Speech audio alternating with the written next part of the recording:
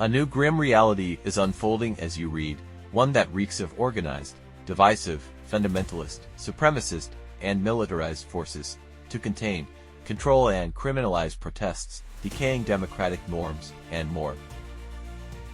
No, not Ethiopia, Sudan, Syria, Libya, Israel, or Palestine. These countries seem like holiday resorts compared to the United States. Now gripped by the specter of its own demise, the recent events render the land of the free a mockery of the very pillars of its constitution. The recent events in the U.S. paint a grim portrait of this nation, once hailed as the bastion of liberty and the paragon of democratic ideals, is in grave crises today. The home of the brave is now wading through murky waters of slow, violent and agonizing death of its democratic foundations. Death of democracy happens with a whimper rather than a bang. Whimper of innocent people under brute militarized forces of the regime. In your friendly neighborhood, the United States. Now, meet the protagonist of U.S. tragicomedy, Professor Carolyn Folan. A distinguished woman of intellect and integrity, a teaching professor, a role model to students and society, whose only crime was to walk in protest, peacefully. However, in a twist that would make Kafka blush, she was humiliatingly brutalized at the hands of those tasked to uphold the law. On the very grounds of the university campus that teaches democracy, dragged unceremoniously in the public on the ground like some hunted animal, she was handcuffed behind her back by male National Guards in this grotesque ballet of inhumanity and injustice. You see such nightmarish high drama in Hollywood movies, but sadly, it's the reality in US today. And her crime? Protesting silently. Yes, that's right. In today's USA, exercising one's right to free speech can apparently land you in handcuffs faster than you can say First Amendment. The irony is as thick as the tear gas hanging in the air. In a country that prides itself to champion freedom of speech and assembly, we, the world, witness the chilling spectacle of dissent being met with brute force. The land of the free is a breeding ground for authoritarian mercenaries, where the voices of the marginalized are silenced, and dissent crushed under the weight of militarized police forces. All this while the White House and its machinery preaches democracy and human rights to the rest of the world. But wait, there's more. If this barbaric and brutal act on Professor Folan wasn't enough to send shivers down the spine of any democracy-loving citizen, there are hundreds of such acts of tragic farce before this, and I foresee that it will not be the last. Remember 6 of January 2021, as the world watched in horror.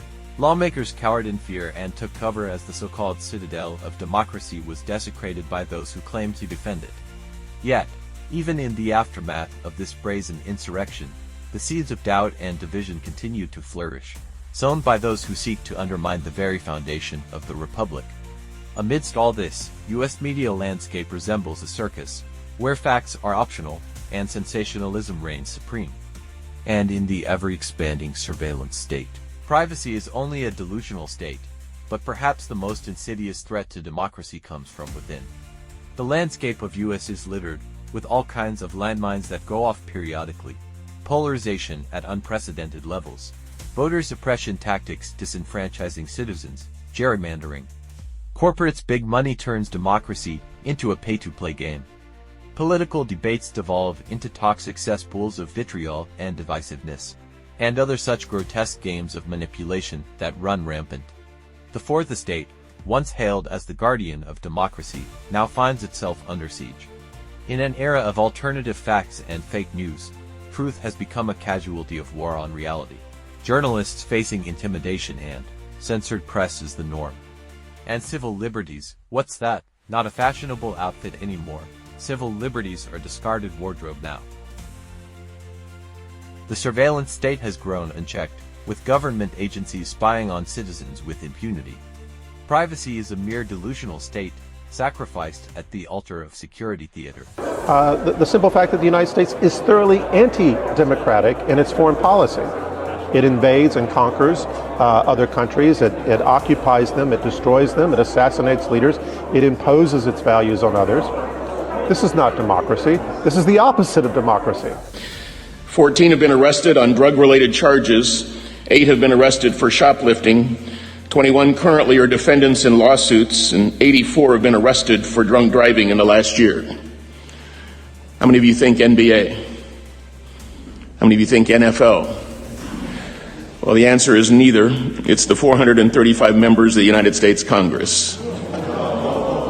If we prioritize truth over lies, tolerance over prejudice, empathy over indifference, and experts over ignoramuses, then maybe, just maybe, we can stop the greatest propaganda machine in history.